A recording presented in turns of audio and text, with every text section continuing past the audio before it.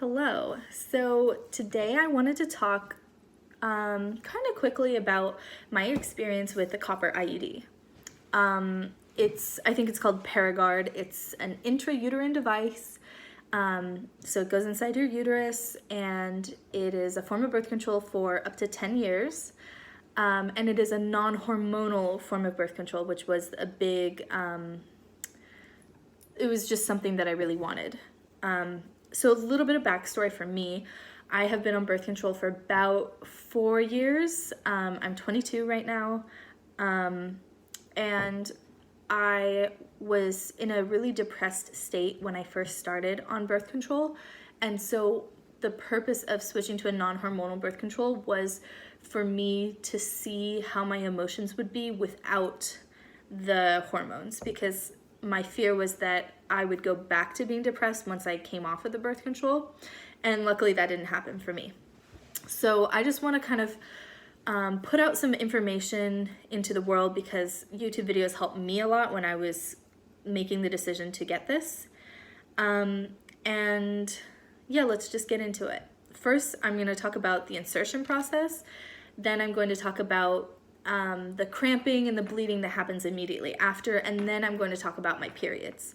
So I've only been on it for about a month and a half, and so I intend to do like an update down the road about this. And also something else about the copper IUD is the first 6 months are supposed to be worse than any time after that. So a lot of people said your period and the cramping and the spotting are just going to be worse until you kind of like hit that 6-month mark, and then it should be more normal. So what my plan was to just, let's try this out, and if it's terrible, you can just take it out. But if within the first 6 months, if I'm kind of uncomfortable, I'm not going to use that information to gauge whether I like it or not until I'm past 6 months, because that's when it's like, the next 10 years after, or 9.5 years, that's what your experience is going to be like.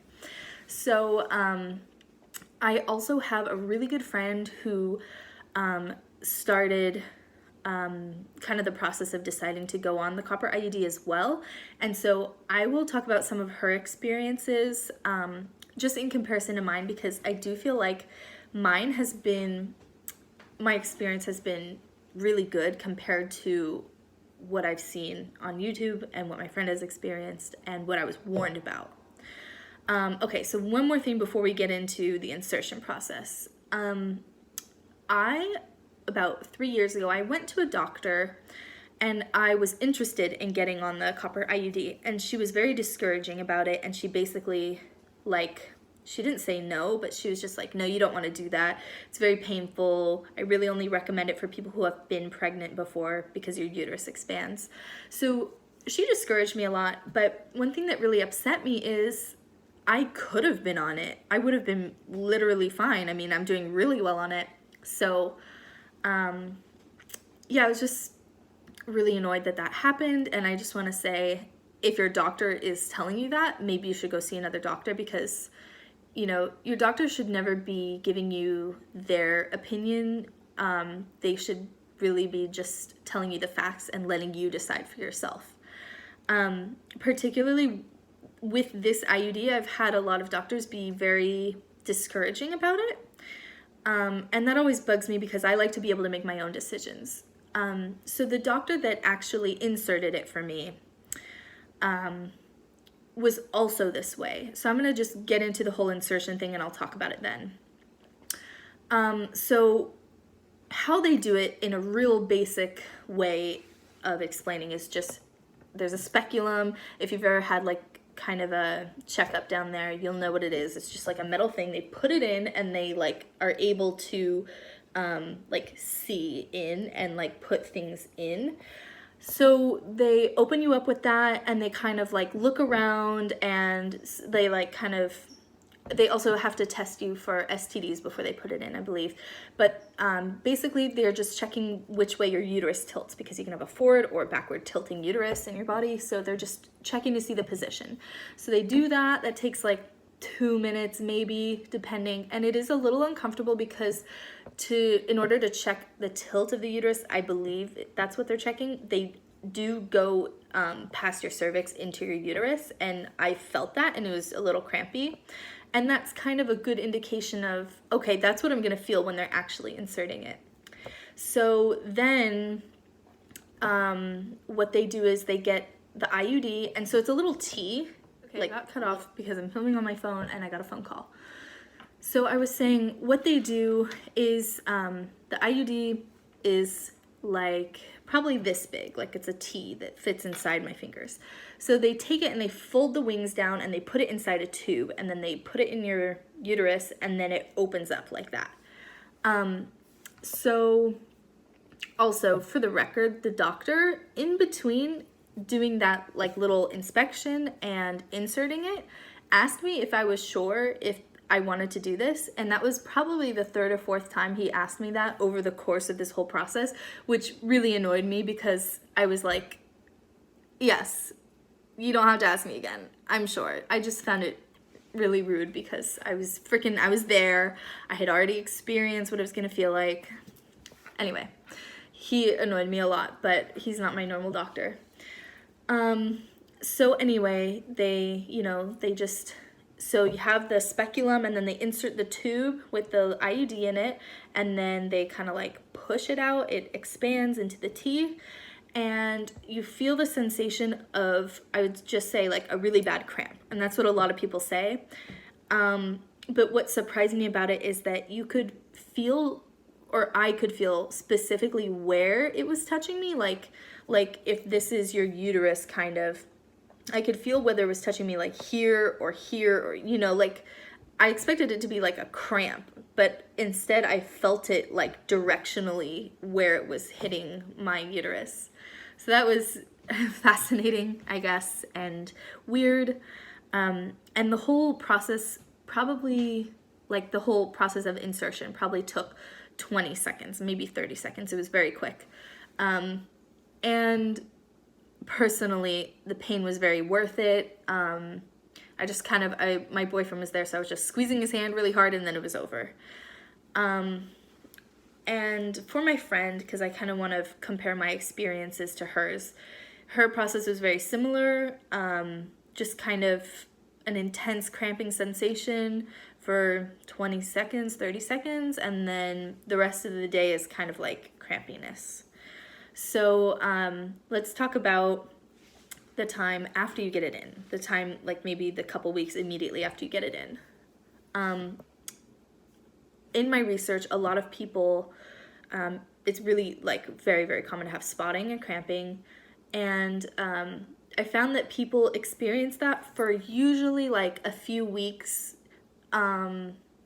after getting it inserted. And my friend had it for about a month until it started to die down and she wasn't having spotting anymore, and she wasn't just like cramping randomly anymore. For me, I don't know how I got so lucky, but it only lasted about 4 or 5 days. But in the time immediately after getting it, when I was spotting, the blood was very red, which surprised me because I expected brown blood. And I didn't find any of this information anywhere about the bleeding, like even on the Paragard website. And so I just want to let you know, if you have had it inserted and you're bleeding almost like you're on your period, I experienced that. My friend experienced that. It goes away, it calms down, it lessens. And so that was normal for us. And also just contact your doctor if, just give him a quick call. So it wasn't like period level of blood, but it looked like very red period blood, and it was enough for me to like definitely have a panty liner or like just some toilet paper and have to change it every couple of hours because it was, bleeding. And then the cramping was probably the worst on the first or second day, but I took Motrin and that really helped. And then that also went away after probably a week, I would say. And then after that, I did have like periodic little spells of this is uncomfortable right now, I'm gonna lay down or I'm gonna lean back or something. But now a month and a half in, I'm like, I'm fine. I feel as if there's nothing there. And then just in comparison, my friend dealt with the spotting and the cramping for about a month, as I said already. And yeah, I said that already. Let's move on to periods. So one thing to note about me is I had just gotten off of like a long-term birth control, or that's not true. It was like monthly, but I had been on it for a long time. And so I didn't know what to expect, and some of my symptoms might be because I was immediately like birth control, IUD, like, you know, no time in between. So generally what you should expect is to have a heavier period, a little bit longer, lots more cramping, and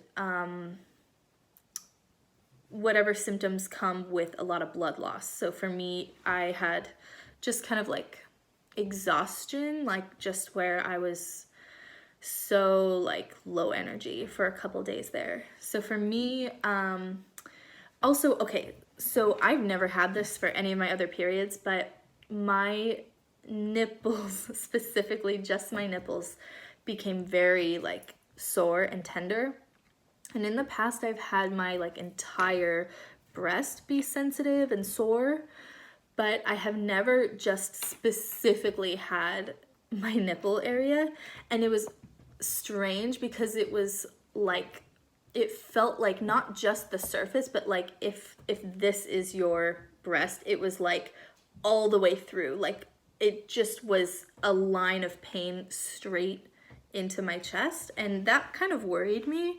And I thought it was a symptom of the IUD, which maybe it is, but it only lasted for the length of my period, thank God, because that was just, it was just so tender all the time. So I had that, and that started probably 5 days before my period. And then I had a heavier period than normal, especially because I had just been on birth control, but it wasn't too bad. I just took iron pills, and you know, it didn't really affect me too badly.